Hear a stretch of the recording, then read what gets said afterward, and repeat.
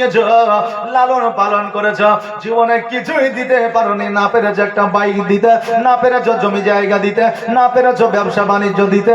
অতএব তুমি জন্ম দিয়ে ভুল করে দিয়েছো। এখন অনেক যুবক আছে বাপ মাকে এই কথা শোনায়, অনেকে আছে শোনায়। আরে যুবক, আজকে ওই বাপ মা তোমাকে পৃথিবীর আলো দেখিয়েছে, এর ঋণ তুমি কিয়ামত পর্যন্ত চামড়া ঝিলিয়া পায়ের মায়া মা বাবার পায়ের তলে বিছিয়া দিল, শোধ হবে না। ওই বাপ মাকে তুমি কষ্ট দুঃখ দিও না, গরিব বলে অবহেলা করিও না।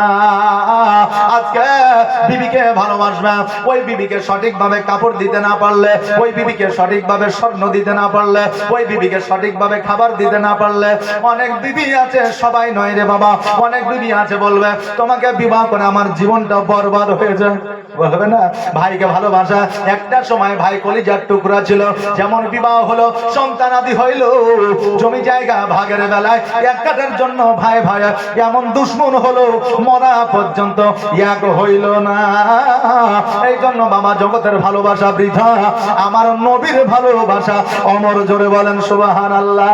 এই জন্য বলছে তোমার মত এত ভালো, তোমার মত এত ভালো নবী গো কেউ তো আমার বাসে না, তাই তো নবী আমি তোমার দিবানা, তাই তো রসুল আমি তোমার দিবানা।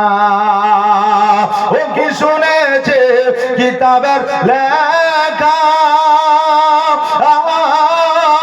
নবী ছাড়াই আমার জীবন থাকা গো, নবীজিকে ভালো না বাসিলে, নবীজিকে ভালো না বাসিলে আল্লাহ পাওয়া যাবে না, তাই তো নবী আমি তোমার দিবানা।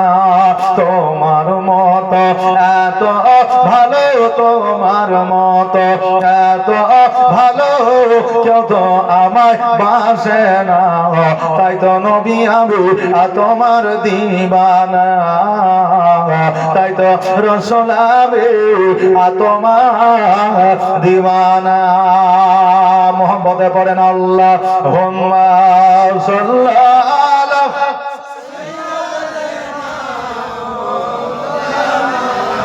মুহাম্মাদ ওয়া আলা আলি মাওলানা মুহাম্মদ। ওই বেলাল রাদিয়াল্লাহু তাআলা আমার হোসেনের সঙ্গে মদিনায় আসলেন। মদিনায় আসার পরে বেলাল যেন ওযু বানাইলেন, ওযু বানানোর পরে মিম্বারের উপরে উঠে গেলেন। মিম্বারের উপরে উঠে যাওয়ার পরে আযান শুরু করেছে, আল্লাহু আকবার, আল্লাহু আকবার, আল্লাহু আকবার, আল্লাহু আকবার। আযান শুরু করে দিয়েছে, যেমনই পড়েছে আশহাদু আন্না মুহাম্মাদার রাসূলুল্লাহ, সঙ্গে সঙ্গে অজ্ঞান হয়ে জমিনের মধ্যে বেলাল পড়েছে। জোরে বলেন সুবহানাল্লাহ। হোসাইন লটায় পানি করে লইয়া মিম্বারের উপরে গেছে, যাওয়ার পরে বেলালের মুখে ছিটায় দিয়েছে। বেলাল চোখ দুটো খুলেছে, অঝার নয়নে কান্দিয়া চোখ দিয়ে পানি ফেলে বলতেছে, হোসাইন আমার দ্বারা আজান দাও মনে হয় সম্ভব হবে না। ও হোসাইন, আজান দিতে গেলে আমার হয়তো প্রাণ চলে যাবে। হোসাইন বলল, বেলাল রে, আজকে আজান দিতে যাইয়া তোমার যদি প্রাণও চলে যায় তবুও তোমাকে আজান দিতে হবে। হোসাইন বলে, বেলাল রে, আবার দ্বিতীয়বার ওঠো, আজান শুরু করো।